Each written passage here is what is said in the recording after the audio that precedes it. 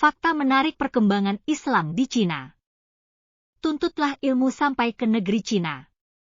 Itulah petuah Arab yang sering kita dengar, ungkapan yang menggambarkan bahwa sebuah ilmu pengetahuan harus dikejar walau sampai ke negeri Cina. Banyak di antara umat Islam kini yang tidak lagi mengenali sejarah kebesaran Islam pada masa lalu. Tidak banyak yang tahu bahwa luas teritorial kekhalifahan Umayyah hampir 2 kali lebih besar daripada wilayah Kekaisaran Roma di bawah Julius Caesar. Islam bukan sekedar agama ritual. Islam memiliki sistem tersendiri, yaitu sebuah sistem yang didasari pada Al-Quran dan perilaku Rasulullah Shallallahu Alaihi Wasallam. Sistem inilah yang akhirnya membuat Islam berkembang dengan pesat hingga menguasai wilayah yang begitu luas meliputi Jazirah Arab, Afrika, Andalusia, Irak, Persia, India, Afghanistan, dan terus ke utara hingga mencapai wilayah Cina. Hal ini dapat dilihat dari nilai-nilai peninggalan sejarah berupa masjid bangunan yang berciri khas Islam. Cina sebagai negeri yang aktif dalam perdagangan internasional menyebabkan pedagang-pedagang Muslim dari Arab melakukan perdagangan ke Cina sambil menyebarkan Islam di berbagai wilayah yang disinggahi. Adapun perjalanan yang dilalui dalam persebaran Islam di Cina adalah dengan melalui perjalanan darat dan laut. Perjalanan darat dimulai dari daratan Arab sampai ke bagian barat Laut Tiongkok dengan melewati Persia dan Afghanistan. Jalan ini terkenal dengan nama Jalan Sutra atau Silk Road.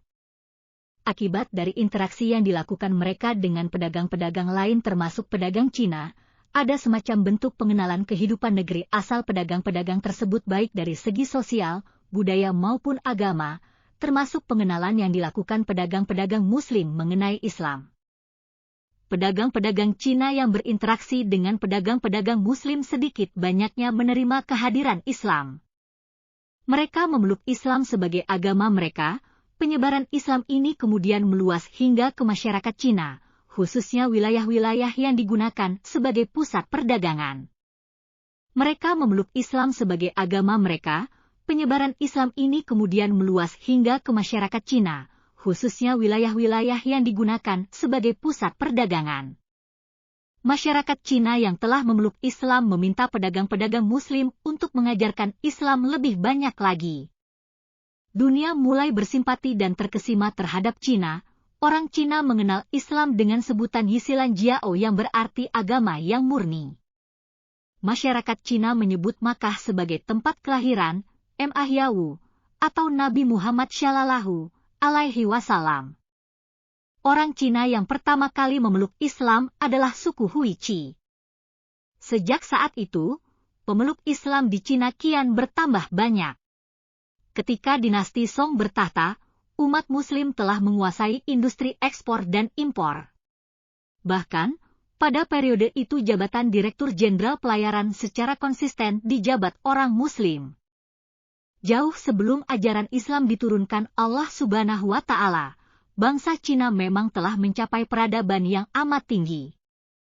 Saat itu, masyarakat negeri tirai bambu sudah menguasai beragam khazanah kekayaan ilmu pengetahuan dan peradaban. Tak bisa dipungkiri bahwa umat Islam juga banyak menyerap ilmu pengetahuan serta peradaban dari negeri ini. Beberapa contohnya antara lain, ilmu ketabiban, kertas, serta bubuk mesiu. Kehebatan dan tingginya peradaban masyarakat Cina ternyata sudah terdengar di negeri Arab sebelum tahun 500 Masehi. Gimana menurut kamu?